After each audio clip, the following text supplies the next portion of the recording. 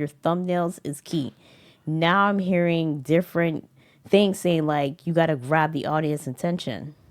I said to myself, well, I thought the thumbnail would grab the audience attention. Hello, YouTube. Welcome back to our brand new video. So in this video, we're going to be talking about some things and changes that might be coming into the platform, especially for my channel in general. Mainly, I want to talk about YouTube Shorts, why I kind of like putting a pause on YouTube Shorts for the time being until I feel like it's kind of better. For me personally, I read a lot of comments. As you can see right now, I'm kind of like looking at you and looking at the comments, kind of reading what everybody feels about YouTube Shorts. And it's kind of like I'm getting the same vibe that I'm getting how I feel about YouTube Shorts in general. A lot of times people are talking about some of the things about YouTube and some of the changes that need to be changed on the platform. For me personally, I feel like YouTube has changed a lot over the years, and I think discoverability, it's not a problem on YouTube. I think discoverability is still kind of discoverable. You just got to know how to tag properly, put the proper thumbnails, and use the proper titles to kind of gain those people that will come and watch your videos.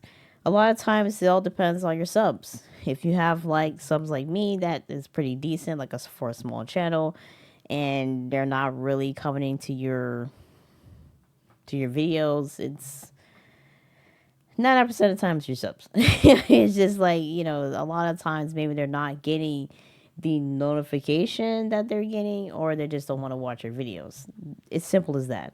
I think a lot of times when you watch a lot of these YouTube, how do I put in a sense, like YouTube experts, I just feel like they don't really talk about the main resource in the problem. Like, it's your subs.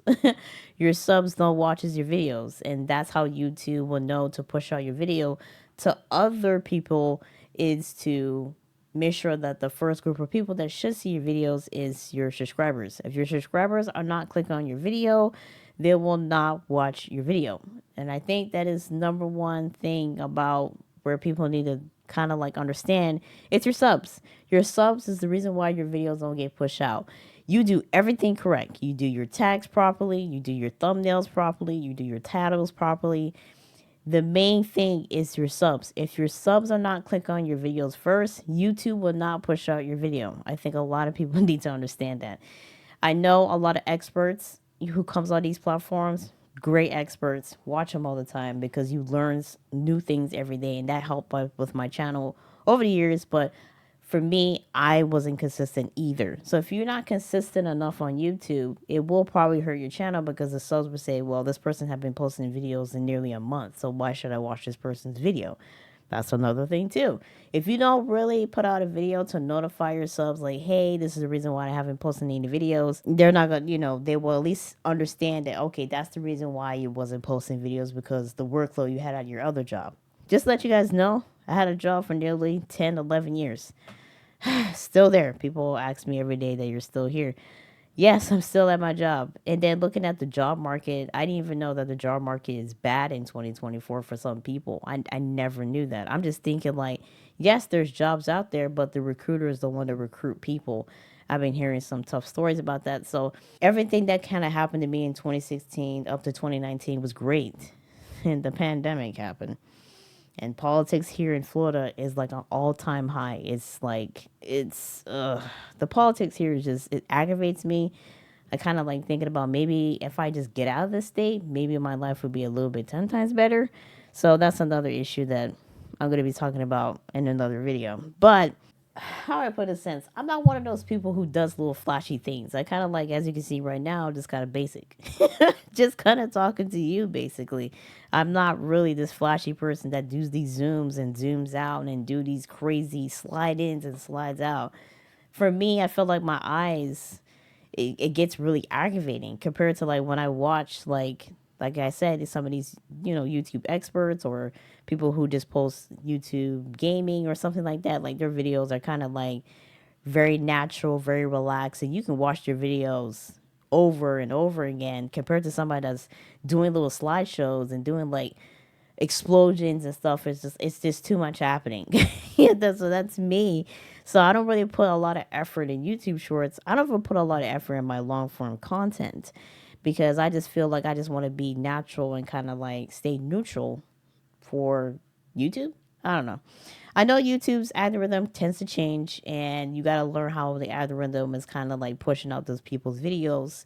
But I always felt like the algorithm should focus on this is me over the years that I've been kind of doing YouTube over the years, because YouTube changes a lot and you're just trying to figure out how can I be better at YouTube. I always get this notion that your thumbnails is key. Now I'm hearing different things saying like you got to grab the audience attention. I said to myself, well, I thought the thumbnail would grab the audience attention to that person's video. And you, when you do introductions, you kind of explain everything in details and you break it down in chapters, you would think that would be better. Um, do I feel like chapters and videos kind of help out? Yes, especially if you have to go back to a particular video. And you're like, damn, there was one part of the video that I needed to make sure the settings are right. You can go back to that person's video, hit the settings part, and it will details everything about settings. So the breaking up everything in chapters does help out the video. But for me, when it comes to long form content, I felt like long form content kind of helped my channel in the long run. Going back into my analytics and see what really did well for my channel, it was Call of Duty videos in 2019, and especially Call of Duty Mobile. But that's another video to kind of discuss why I kind of stopped playing Call of Duty Mobile. I was slowly kind of come back, but I heard that it's not really the same anymore. So that's another thing too. And I went back to my analytics. The biggest thing that really helped me out on YouTube was YouTube searches. That was my biggest greatest thing that was helping my channel a lot was YouTube searches. Like people were looking to in searches for a particular video. And I made videos between 6, maybe 5 to up to 8 minutes to kind of explain everything in detail, or up to 5 to 7 minutes. Because I was another person too, as a content creator. I know that the retention span for some people are like, it's like this. So I try to make videos that are like maybe roughly 8 to 13 minutes, maybe, especially this type of video. I think this video is at 7 minutes right now. But for me, I wanted to make a video that kind of like get from point A to point B. I kind of noticed that people don't like introductions. I learned a lot over the years what people didn't like, and learned how to make better with my channel. Make better thumbnails, have good descriptions, have a good title, and best believe have good tags in your videos. Nowadays, when you go on to vidIQ, TubeBuddy, great channels to really check out. They have really great experts on there detailing everything that needs to be done right and what's coming into YouTube. And they kind of said that you got to catch the audience attention. So I guess like the beginning of the video needs to be audience retention. So it feels like YouTube's kind of focused on audience retention spans. And I'm like, audience retention span should not be the biggest thing as an analytics, because people's retention span nowadays are very minimal. It's very short. So I always thought like thumbnails was the key. I always try to make good thumbnails, popping thumbnails, make the thumbnail and the title and the description and the tags match. The 3 basic things that I was kind of like helping me grow my channel. Nowadays, like I said, in the portion of the video, they want audience retention. The beginning of the video to grab that audience. If it don't grab that person's attention, YouTube's not going to push out your video. I don't know. I'm still trying to learn YouTube's analytics in this era. The YouTube analytics that I had between 2016 and 2019, I had no problems. The YouTube Shorts was great. And not YouTube Shorts, the YouTube searches was the biggest thing that was helping my channel. Nowadays, it's like audience retention. So I'm still kind of learning what I need to grab the person's attention. But I'm like, YouTube, people's retention is very minimal. That's why I was kind of like focused on shorts a little bit, because they know the audience, you know, their attention to anything is very minimal nowadays. If you don't, like I said, if you don't grab their attention in the beginning part of the video, they will swipe and leave your video right then and there. So I said, I'm not going to focus on YouTube shorts and all that stuff. I feel like my long form content was a little bit more better for my channel than YouTube shorts. I will post a short that did really well, post another short the next day, because I don't want to post shorts every single day in that same one time period. I usually post another short the next day. If I want to post like 3 shorts in one day, I put that on TikTok, because I feel like the discoverability on TikTok was a little better than on YouTube. Yes, I might be a little upset to lose TikTok, But judging by some of what people are saying in the comments, and I'm really surprised that everybody just said, yeah, ban TikTok. I didn't know TikTok was that bad. They felt like it was kind of like ruining the generation. And it is. I got story times when I felt like TikTok was kind of like it was messing up the generation, especially when at my job. Like, especially in retail, you're trying to walk and they're doing TikTok videos in the middle of the aisles. And you're just like, I need to get in this aisle. You're doing a TikTok short. So it's like, there's parks and stuff you can do that at, but that's another video to kind of discuss about the TikTok and the whole younger generation. My generation, we ain't had nothing.